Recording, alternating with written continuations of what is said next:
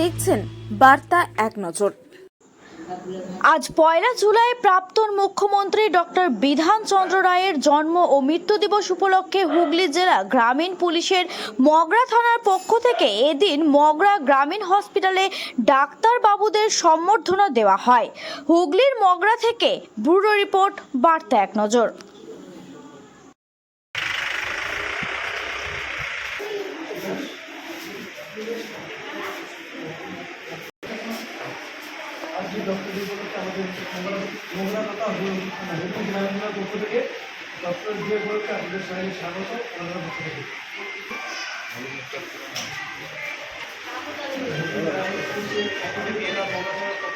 দেখো কপি লেখা আছে।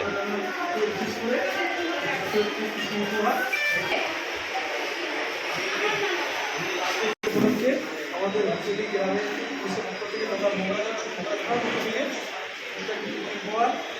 তথা সবাই ভালো রাখবেন এবং সবাইকে ভালো রাখবেন।